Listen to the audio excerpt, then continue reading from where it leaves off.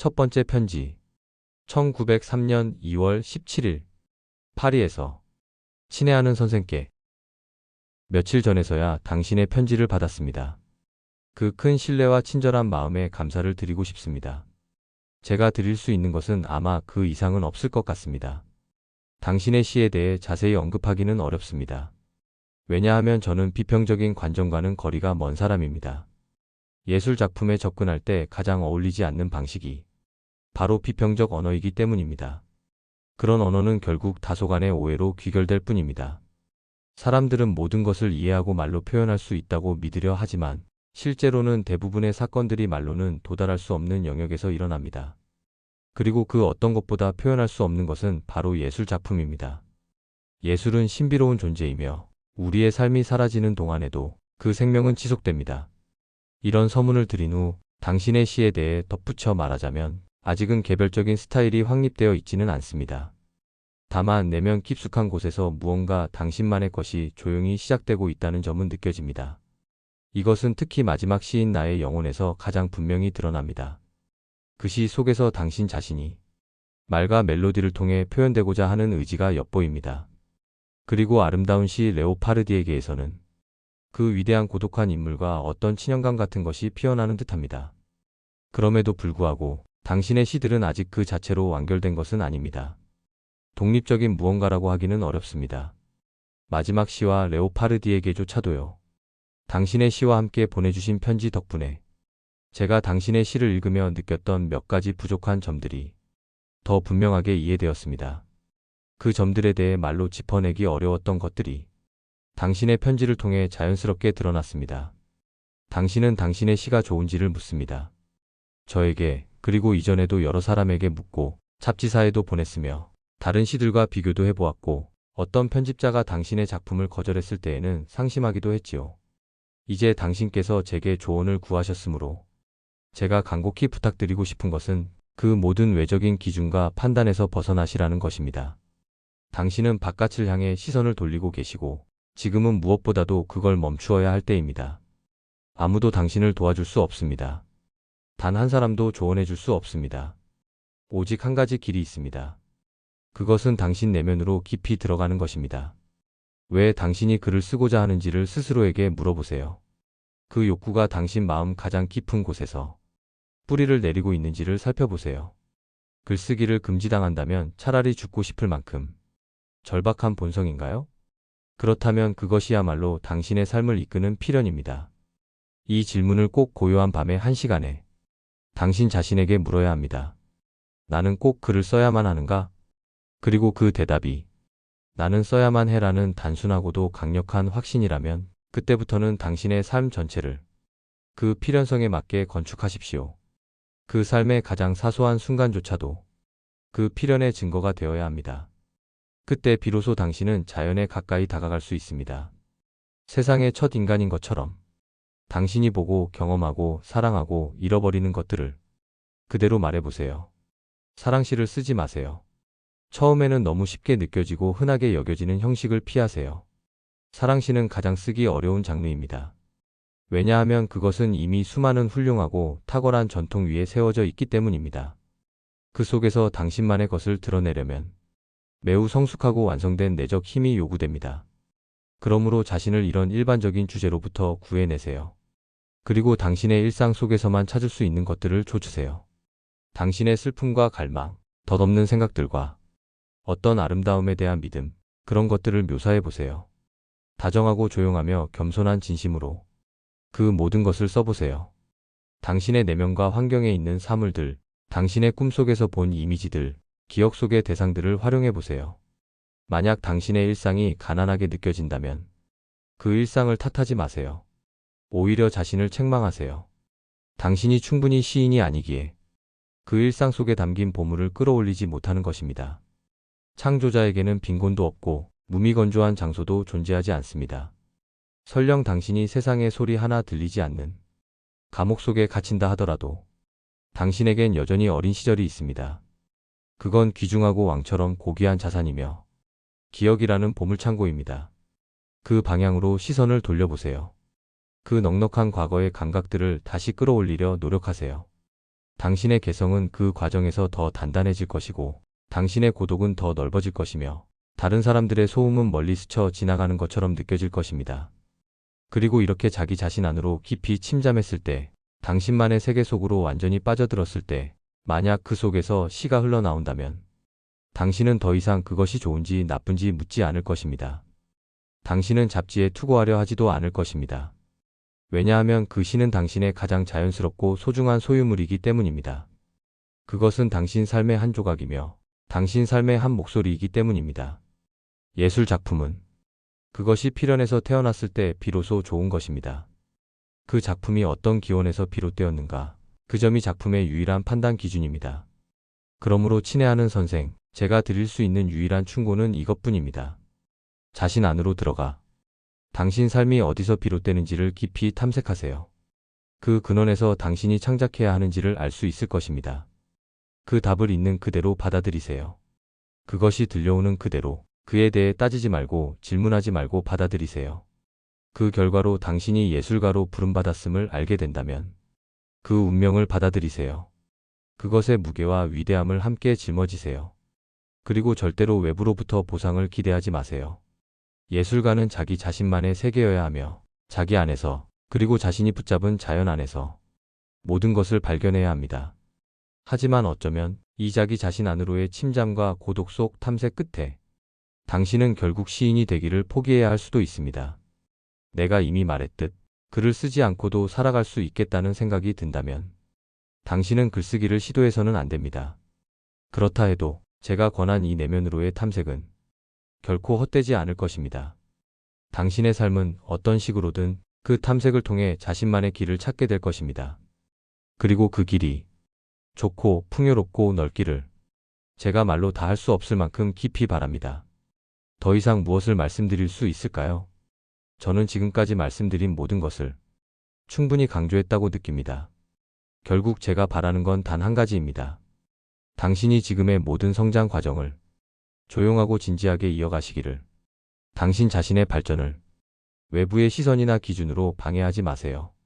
그리고 당신의 내면 가장 깊은 곳, 가장 고요한 순간에만 비로소 답을 줄 수 있는 질문들에 대해 외부로부터의 대답을 기대하지 마세요. 당신의 편지에서 제가 반가웠던 것은 호라체크 교수님의 이름이었습니다. 저는 그 학식 있고 다정한 분을 오랫동안 깊이 존경해왔고 그분에 대한 감사함은 지금까지도 제 안에 살아 있습니다. 그분이 아직도 저를 기억하고 계시다니 정말 기쁩니다. 그분께 꼭 제 마음을 전해주시길 바랍니다. 당신께서 제게 보내주신 시들은 이 편지와 함께 돌려보냅니다. 그리고 다시 한번 당신이 저에게 보여주신 그 크고 진실된 신뢰에 감사를 드립니다. 그 신뢰에 제가 조금이라도 어울릴 수 있기를 바라는 마음으로 제 진심을 담아 이 답장을 씁니다. 사실 저는 그저 낯선 타인일 뿐이니까요. 당신의 진정한 벗이며 깊은 공감과 함께 라이너 마리아 릴케 두 번째 편지 1903년 4월 5일 이탈리아 피사 근교 비아레조에서 친애하는 선생께 제가 이제야 감사의 마음으로 2월 24일자 당신의 편지를 떠올리고 있는 점 부디 용서해 주시기 바랍니다. 그동안 저는 계속 건강이 좋지 않았습니다. 정확히 아프다고는 할 수 없지만 독감과 비슷한 무력감에 시달리며 어떤 일도 할 수 없는 상태였습니다. 결국 나아지지 않아 예전에 한번 도움을 받았던 이 남쪽의 바닷가로 오게 되었습니다.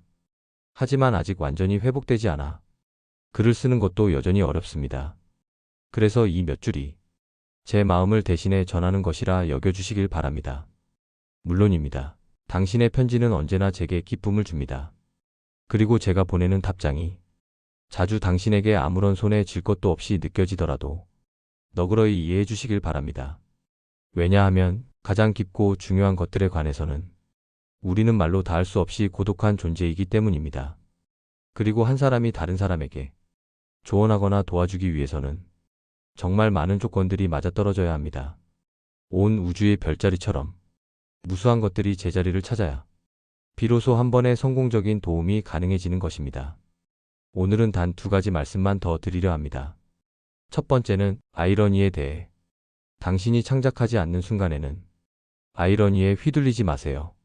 창조적인 순간이라면 그것을 하나의 수단으로 활용해도 괜찮습니다. 삶을 이해하는 하나의 도구로서요. 잘 다듬어 사용된다면 아이러니도 깨끗한 것입니다. 그리고 부끄러워할 이유는 전혀 없습니다. 하지만 혹시 그것과 너무 친해지고 있다는 느낌이 든다면, 그 친밀감이 점점 자라나는 것이 두려워진다면, 그럴 땐 위대한 것들, 진지하고 엄숙한 대상을 향해 돌아서십시오. 그 앞에서 아이러니는 작아지고 무력해질 것입니다. 깊은 것들을 찾으세요. 아이러니는 그 깊이로는 결코 내려가지 못하니까요. 그리고 바로 그 위대한 대상들과 마주할 때, 그때 당신의 아이러니가 단지 우연히 생긴 외피인지 혹은 본성 깊이 자리한 일부인지를 시험해 보십시오.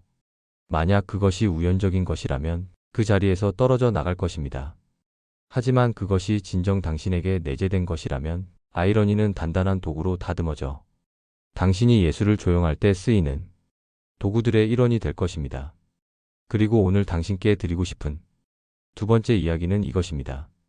제 책들 중에서 진정으로 제게 없어서는 안 되는 책은 몇 권뿐입니다. 그중 단 2권은 제가 어디에 있든 언제나 제 곁에 함께합니다. 지금 이곳에서도 마찬가지입니다. 하나는 성경이고 또 하나는 위대한 덴마크 작가 옌스 페터 야콥센의 책입니다. 혹시 그의 작품을 알고 계신가요? 그의 몇몇 작품들은 RECLAM의 유너버설 라이브러리 시리즈로 아주 훌륭하게 번역되어 쉽게 구하실 수 있습니다. 먼저 야콥센의 단편집 6편의 이야기를 구해보세요. 그리고 그의 소설 닐스 린네도 함께요. 6편의 이야기에서 가장 먼저 모겐스라는 단편을 읽어보세요. 그 안에서 당신은 하나의 세계와 마주하게 될 것입니다. 기쁨, 풍요, 그리고 설명할 수 없을 만큼 거대한 세계가 당신을 감쌀 것입니다. 그 책들 속에서 한동안 살아보세요. 당신이 배울 수 있는 것을 배우되 무엇보다 그 책들을 사랑하세요. 그 사랑은 1000번이고 10,000번이고 당신에게 보답을 줄 것입니다. 그리고 앞으로 당신 삶이 어떤 방향으로 흘러가든지 간에 그 사랑은 당신의 성장을 이끄는 실타래 안에서 가장 중요하고 결정적인 실 중 하나가 될 것입니다. 그 실은 당신의 경험과 실망과 기쁨의 무늬들을 연결해 줄 테니까요. 만약 제가 누군가로부터 창작의 본질과 깊이, 그리고 그것이 지닌 영속성에 대해 배웠다고 한다면 단 2사람의 이름만 말할 수 있습니다. 하나는 바로 야콥센, 그리고 다른 한 사람은 오기스트 로댕. 그 어떤 예술가와도 비교할 수 없는 조각가입니다. 당신의 앞길에 모든 성공이 함께하기를 바랍니다. 당신이 라이너 마리아 릴케. 세 번째 편지. 1903년 4월 23일. 이탈리아 피사 근교 비아레조에서 친애하는 선생께 부활절에 보내주신 편지를 받고 저는 큰 기쁨을 느꼈습니다. 왜냐하면 그 편지에는 당신 자신에 대한 많은 좋은 말들이 담겨 있었고, 무엇보다 당신이 야콥센의 위대하고 사랑스러운 예술에 대해 이야기한 방식에서 제가 당신의 삶과 그 속의 수많은 질문들을 그 풍요로운 원천으로 인도한 것이 잘못되지 않았음을 확인했기 때문입니다. 이제 당신 앞에는 닐스 리넨일즈 LYHNE가 펼쳐질 것입니다. 이 책은 영광과 깊이를 담은 책입니다. 이 책을 거듭 읽을수록 그 속에는 인생의 가장 미세한 향기부터 그 가장 무거운 열매의 풍미에 이르기까지 모든 것이 담겨 있다는 것을 느끼게 됩니다. 그 책 속에는 이해되지 않은 것도 없고 파악되지 않은 것도 없으며 경험되지 않은 것도 없습니다. 기억의 미세한 떨림 속에서까지 전부가 인식되어 있는 듯합니다. 아주 작고 사소한 사건 하나조차 운명처럼 펼쳐지고, 운명 자체는 마치 수없이 많은 실들이 무한히 섬세한 손에 의해 서로 나란히 놓이고 지탱되고 들어 올려지는 아름답고도 거대한 그물처럼 느껴집니다. 당신은 지금 이 책을 처음 읽는 그 엄청난 기쁨을 경험하게 될 것입니다. 그리고 이 책이 지닌 무수한 놀라움들을 마치 꿈을 꾸듯 처음으로 지나가게 될 것입니다. 그러나 제가 말할 수 있는 건 훗날 다시 이 책을 읽게 되더라도 그 책은 여전히 당신을 같은 경이로움으로 압도할 것입니다. 그 신비로운 힘도, 그 동화 같은 마법도 결코 사라지지 않습니다. 오히려 점점 더 그 책들을 음미하게 되고 그 책 앞에서 더욱 깊은 감사와 단순한 마음을 갖게 됩니다. 그리고 삶에 대한 믿음은 더 깊어지고 삶을 살아가는 당신도 더욱 행복하고 더 넓어지게 됩니다. 그리고 나중에는 야콥센의 또 하나의 놀라운 책, 마리에 구르브의 운명과 욕망의 이야기도 읽으셔야 합니다. 또한 그의 편지, 일기에서의 단편들, 그리고 마지막으로 그의 시들도요. 그 시들은 완전히 훌륭하게 번역되어 있지는 않더라도 여전히 영원한 울림 속에 살아 있습니다. 제가 추천드리자면 야콥센의 모든 작품이 실려있는 아름다운 전집을 기회가 닿을 때 구입하세요.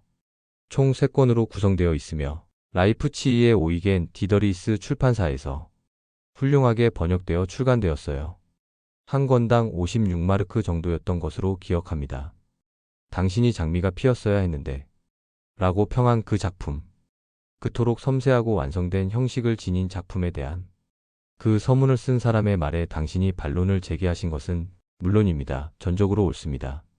그리고 지금 이 자리에서 당신께 꼭 하나 요청드리고 싶습니다. 미학적 비평은 될 수 있는 한 적게 읽으십시오. 그런 글은 대부분 편향된 의견에 불과하며 생명력을 잃고 굳어져 버려 결국 무의미한 껍질만 남습니다. 혹은 어떤 경우엔 단지 말장난에 불과합니다. 오늘은 이쪽 주장이 이기고 내일은 그 반대가 승리하죠. 예술 작품은 무한한 고독 속에 존재하는 것이며 비평이라는 방식으로는 그것에 거의 다가갈 수 없습니다. 오직 사랑만이 예술 작품을 이해하고 그것을 지탱하며 정당하게 대할 수 있습니다. 항상 자신과 자신의 느낌에 귀를 기울이세요. 그것이 어떤 논의나 평론보다 늘 옳은 기준이 될 것입니다. 혹여 그 감상이 틀렸다고 해도 당신의 내면이 성장해감에 따라 자연스럽고 서서히 다른 이해에 이르게 될 것입니다. 당신의 생각에는 그것만의 조용한 발전이 필요합니다. 모든 성장은 내면에서 나와야 하며 외부의 압박이나 조급함으로는 결코 이루어질 수 없습니다. 모든 것은 잉태이며 그 다음이 출산입니다. 각각의 인상과 각각의 감정의 씨앗이 자기 안에서 어둠 속에서 말로 표현되지 않는 곳에서 무의식 속에서 심지어는 자신의 지성도 닿지 않는 그곳에서 완전히 성숙되도록 기다려야 합니다. 그리고 새로운 명확함이 태어나는 그 순간을 깊은 겸허함과 인내심으로 기다리는 것. 그것이야말로 이해하는 데 있어서나 창조하는 데 있어서나 진정한 예술가의 삶입니다. 리하르트 디멜에 대해서 말씀드리자면 그의 책들은 저에게 다소 복잡한 방식으로 영향을 줍니다. 덧붙이자면 저는 그를 몇 번 스쳐 만난 적이 있습니다. 그의 책에서 제가 아름다운 한 페이지를 발견하면 저는 늘 그 다음 페이지가 두려워집니다. 왜냐하면 그 다음이 모든 것을 뒤흔들고 아름다웠던 것을 일거에 무너뜨려 불명예스럽게 만들 수도 있기 때문입니다. 당신이 그를 열기 속에서 살고 그 속에서 쓰는 사람이라고 표현한 것은 정확하게 본 것입니다. 실제로 예술적 체험이라는 것은 놀랍도록 자주 성적 체험과 닮아 있습니다. 고통과 황홀 속에서 그 둘은 마치 같은 갈망과 기쁨이 다른 형태인 것처럼 보입니다. 만약 열기라는 단어 대신 성이라는 말을 쓸 수 있다면 그것도 종교적 도덕에 왜곡된 암시 없이 정결하고 넓은 의미에서의 성이라면 디멜의 예술은 대단히 웅대하고 무한한 중요성을 지닐 것입니다. 그의 시적 힘은 실로 거대하고 거의 본능적인 원초적 에너지입니다. 그 리듬은 자기 안에 고유한 질서를 지니고 있고 그 안에서 마치 산처럼 솟아오릅니다. 하지만 그 힘은 항상 정직하고 꾸밈없지는 않습니다. 그건 창조적인 인간이 감당해야 할 가장 어려운 시험 중 하나입니다. 자신의 가장 고귀한 덕목을 의식하지 않고 유지하는 것, 그것들을 훼손하지 않고 순결하게 남겨두는 것, 그리고 그 힘이 성적인 영역으로 접어들 때 디멜은 자신 안에서 그것을 완전히 순수하게 받아낼 준비가 되어 있지 않습니다. 그의 내면에는 완전히 있고 정결한 성의 세계가 없고 오히려 남성적인 과열, 취기, 불안이 있습니다. 그리고 그 안에는 남성이 오랫동안 사랑을 왜곡해온 오래된 편견과 오만이 깃들어 있습니다. 그는 한 인간으로서 사랑하는 것이 아니라 남성으로서만 사랑하기 때문입니다. 그래서 그의 성적 감정에는 좁고 거칠고 시대에 갇혀있고 영원성을 갖지 못하는 무언가가 있습니다. 그 점이 그의 예술을 감소시키고 모호하게 만들며 의심스럽게 만듭니다. 물론 대부분의 예술이 그러합니다.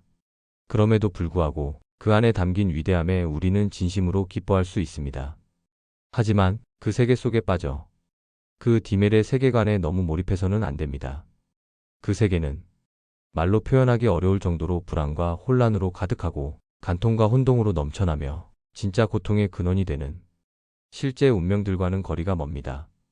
그리하여 결국 더 큰 위대함 그리고 영혼을 향한 용기를 가질 기회를 잃어버리고 맙니다. 이제 마지막으로 릴케가 자신의 책들에 대해 이야기하며 이 편지를 맺습니다. 마지막으로 제 책들에 대해 말씀드리자면 당신께 기쁨이 될 만한 모든 것을 보내드리고 싶지만 저는 매우 가난합니다. 제 책들은 한번 출판되고 나면 더 이상 제 것이 아니고 저는 그것들을 직접 사서 친절히 대해줄 분들께 드릴 형편도 되지 않습니다.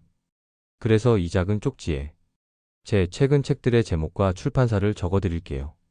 지금까지 아마 12권쯤 냈던 것 같습니다. 그 중에서 몇 권은 기회가 닿을 때 한번 구해보세요. 당신이 제 책들을 가지고 계시다고 생각하는 것만으로도 저는 기쁩니다. 안녕히 계세요. 당신이 라이너 마리아 릴케